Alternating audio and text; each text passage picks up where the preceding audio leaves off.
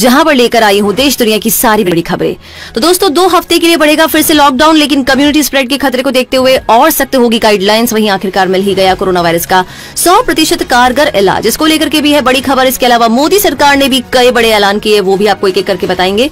तो दोस्तों आज हम इस वीडियो में इन सारी महत्वपूर्ण और 15 बड़ी खबरों के बारे में आपको बताएंगे। वीडियो शुरू करने से पहले आपसे एक छोटी सी रिक्वेस्ट है दोस्तों, आपको बता दें कि इस वीडियो को बनाने में बहुत मेहनत लगती है।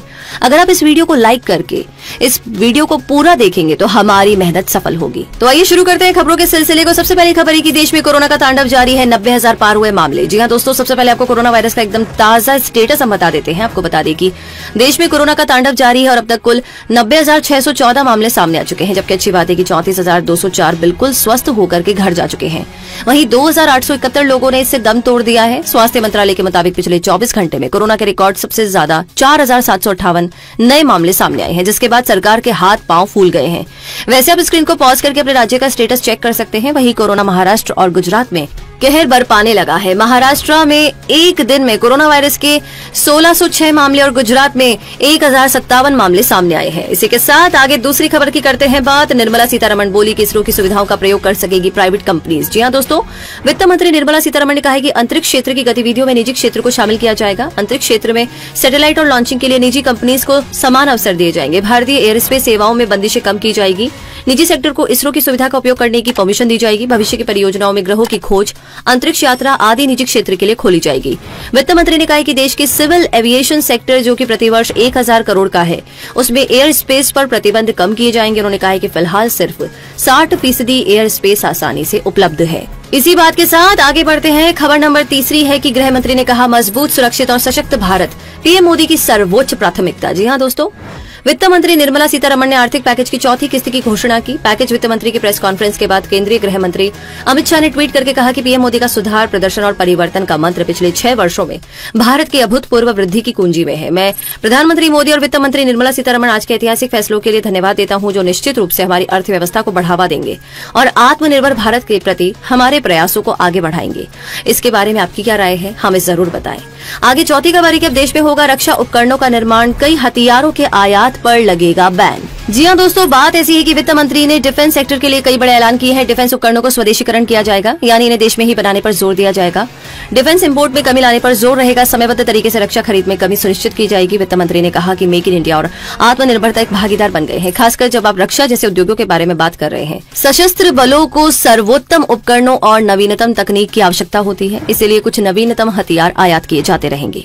इसी के साथ आगे बढ़ते हैं। खबर नंबर 5 है कि मरीजों के मनोरंजन के लिए अस्पतालों में अब टीवी लगवाएगी सरकार। जी हाँ दोस्तों, कोरोना के मरीजों की नेगेटिविटी दूर करने के लिए अब सरकार उन्हें मनोरंजन उपलब्ध कराएगी। इसलिए कोविड-19 अस्पतालों के वार्डों में मरीजों के मनोरंजन के लिए टेलीविजन लगाए जाएंगे। वहीं मरीजों को अपने परिवार से बातचीत करने के लिए हाई स्पीड इंटरनेट वाला टैबलेट भी दिया जाएगा। साथ ही मरीजों की इम्यूनिटी पावर बढ़ाने के लिए उन्हें आयुर्वेदिक काढ़ा पिलाया जाएगा। आपको बता दें कि मरीज इस बीमारी के बारे में सोच कर नेगेटिविटी की वजह से डिप्रेशन में चले जाते हैं, इसीलिए उनका ध्यान भटकाने के लिए टीवी लगाए जाएंगे, जिससे कि उनका मनोरंजन हो सके और इस बीमारी से उनका ध्यान हट जाए।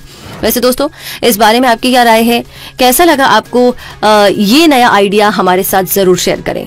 आगे छठी खबर है कि अमेरिकी कंपनी का दावा, कोरोना वायरस का 100% कारगर इलाज ढूंढ लिया। जी हाँ दोस्तों, आप बिल्कुल ठीक सुन रहे हैं। डेली मेल की रिपोर्ट के अकॉर्डिंग अमेरिका की कैलिफोर्निया की कंपनी सोरेंटो थेरेप्यूटिक्स ने दावा किया कि उसने कोरोना से लड़ने के लिए STI-1499 नाम की एंटीबॉडी तैयार कर ली है। कंपनी का कहना है कि उन्हें पेट्री डिश एक्सपेरिमेंट से पता चला है कि STI-1499 एंटीबॉडी कोरोना वायरस को इंसानों के सेल्स में संक्रमण फैलाने में 100% रोकने में सक्षम है। वहीं अब कंपनी ने अमेरिका के फूड एंड ड्रग एडमिनिस्ट्रेशन यानी कि FDA के पास एप्लीकेशन भी दी है। वैसे उम्मीद की जा रही है कि ऐसा ही होना चाहिए ताकि पूरा विश्व इस बीमारी से फ्री हो सके, आजाद हो सके। और इसी के साथ आगे 7वीं खबर है कि योगी बोले कम्युनिटी स्प्रेड का खतरा, लॉकडाउन 4 और भी ज्यादा होगा सख्त। जी हाँ दोस्तों, लॉकडाउन 4 सोमवार से शुरू हो रहा है। केंद्र सरकार इसके लिए गाइडलाइन जारी करने जा रही है। वहीं उत्तर प्रदेश सरकार केंद्र सरकार की इस गाइडलाइन का इंतजार कर रही है।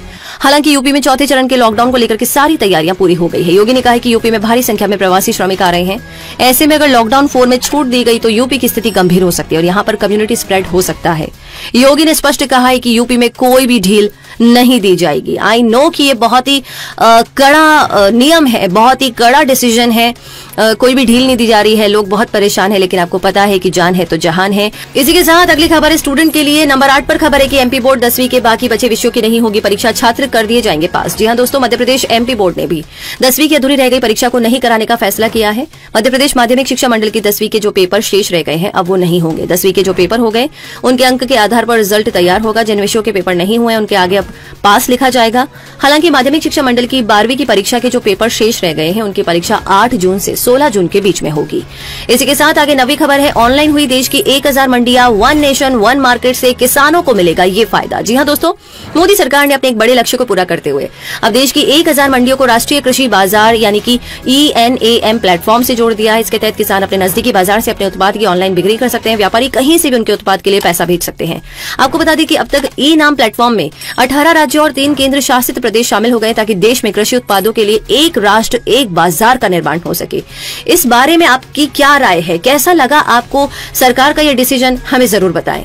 इसके साथ बढ़ते हैं आगे। खबर नंबर 10 है कि गडकरी बोले मजदूरों को मनाना होगा, जाने वालों को घर तक पहुंचाना होगा। जी हां दोस्तों, बात ऐसी है कि सड़क व परिवहन मंत्री नितिन गडकरी ने कहा कि मजदूरों को लेकर के केंद्र सरकार चिंतित है। हर स्तर पर इंतजाम किया जा रहा है। सरकार ने अनाज के भंडार को खोल दिया। उन्होंने कहा कि केंद्र के साथ साथ सरकार हर संभव प्रवासी मजदूरों की मदद कर रही है। गडकरी ने कहा कि पीएम मोदी के ऐलान के बाद पिछले दिनों वित्त मंत्री निर्मला सीतारमण ने भी गरीबों के लिए उठाए गए कदम के बारे में देश को विस्तार से बताया है। गडकरी ने कहा कि आज की तारीख में प्रवासी मजदूर अंदर से डरे हुए हैं। मजदूरों के अंदर विश्वास जगाना होगा, उन्हें समझाने की जरूरत है, उन्हें बताना होगा कि स्थिति धीरे धीरे बेहतर हो रही है और हम आपको घर पहुंचाएंगे।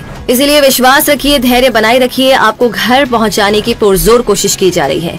आगे 11वीं खबर है, राहुल गांधी की फुटपाथ पर मजदूरों से मुलाकात। मजदूर बोले आखिर किसी ने तो हमारी सुनी। जी हां दोस्तों, कांग्रेस नेता राहुल गांधी ने दिल्ली में सुखदेव विहार फ्लाईओवर के पास जमीन पर बैठकर राहुल गांधी ने करीब 30 मिनट तक मजदूरों का हाल जाना, मास्क, खाना और पानी दिया।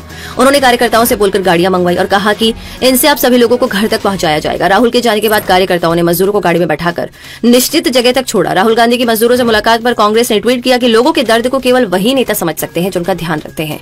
कांग्रेस ने साथ ही पार्टी के पूर्व अध्यक्ष की मजदूरों से मुलाकात की फोटो को भी शेयर किया। वैसे इस बारे में आपकी क्या राय है, हमें जरूर बताएं। आगे 12वीं खबर है कि पैदल या ट्रक से आ रहे मजदूरों की यूपी में अब होगी नो एंट्री। जी हां दोस्तों, उत्तर प्रदेश की सीमा में अब प्रवासी मजदूर अवैध वाहनों से बाइक से या पैदल चलकर नहीं आ सकेंगे। मुख्यमंत्री योगी आदित्यनाथ ने मजदूरों के पलायन पर स्पष्ट निर्देश दिए हैं। जारी आदेश में स्पष्ट तौर पर सीएम योगी ने कहा है कि किसी भी प्रवासी नागरिक को पैदल, अवैध या असुरक्षित गाड़ियों से यात्रा न करने दिया जाए।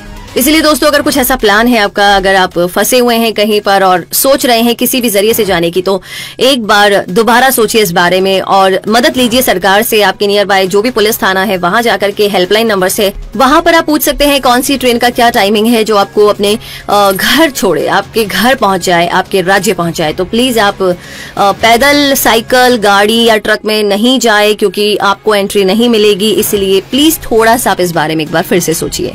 आगे 13वीं खबर है, हवाई सफर पर मोदी सरकार ने बनाया प्लान, 6 नए एयरपोर्ट की होगी नीलामी। जी हां दोस्तों, निर्मला सीतारमण ने बताया कि सार्वजनिक निजी भागीदारी यानी कि PPP के माध्यम से 6 नए एयरपोर्ट की नीलामी होगी। इसके साथ ही हवाई सफर को सुगम बनाने के लिए कुछ जरूरी कदम उठाए जाएंगे। सरकार के इस फैसले से समय के साथ ईंधन की भी बचत होगी। वित्त मंत्री ने कहा है कि कुशल हवाई क्षेत्र प्रबंधन के लिए भारतीय एयर स्पेस के उपयोग को आसान बनाया जाएगा। इससे हवाई सफर में कई राहत मिलेगी, मसलन समय और फ्यूल की बचत होगी। अहम बात यह है कि सिर्फ 2 महीने के अंदर ये काम किया जाएगा। चलिए, बहुत अच्छी बात। आगे 14वीं खबर है कि भारत को बड़ी संख्या में वेंटिलेटर देने के फैसले पर पीएम मोदी बोले धन्यवाद राष्ट्रपति ट्रंप। जी हां दोस्तों, अमेरिका के राष्ट्रपति डोनाल्ड ट्रंप ने कहा कि वो भारत को बड़ी संख्या में वेंटिलेटर देंगे। इस पर प्रधानमंत्री मोदी ने उन्हें धन्यवाद दिया। पीएम मोदी ने कहा कि इस टाइम सबको मिलकर के काम करने और कोरोना से मुक्त करने की जरूरत है। प्रधानमंत्री ने ट्वीट करके कहा कि धन्यवाद राष्ट्रपति ट्रंप, ये महामारी सामूहिक रूप से हम सभी के द्वारा लड़ी जा रही है। ऐसे समय में राष्ट्रों को एक साथ काम करने और दुनिया को स्वस्थ बनाने और कोविड-19 से मुक्त करने के लिए जितना संभव हो उतना काम करना जरूरी है। भारत और अमेरिका की दोस्ती को अधिक शक्ति मिले। इसी के साथ आगे खबर नंबर 15 है, 2 हफ्ते के लिए बढ़ाया जा सकता है लॉकडाउन। ऑटो और बस सर्विस की मिल सकती है परमिशन। जी हां दोस्तों, सरकार लॉकडाउन को 2 हफ्ते के लिए बढ़ा सकती है। ये 31 मई तक लागू रहेगा। लॉकडाउन में क्या रियायतें मिलेगी, इसकी जानकारी सरकार आज रविवार को जारी कर सकती है। लॉकडाउन के चौथे चरण में ऑटो, बस और कैब सर्विस को परमिशन मिल सकती है। हालांकि कंटेनमेंट जोन में इन पर पाबंदी जारी रहेगी। वहीं रेड जोन को फिर से परिभाषित किया जाएगा। ई-कॉमर्स वेबसाइट को गैर जरूरी सामानों की सप्लाई करने की परमिशन मिल सकती है। अब तक जहां ऑफिस और फैक्ट्रीज में 33% यानी कि 33% कर्मचारियों को ही काम करने की परमिशन थी, इसे बढ़ाकर के 50% किया जा सकता है। तो इन्हीं सारी खबरों के साथ यहीं पर खबरों का सिलसिला खत्म होता है। किस खबर के बारे में आपकी क्या राय है, कमेंट बॉक्स में लिख करके जरूर शेयर करें।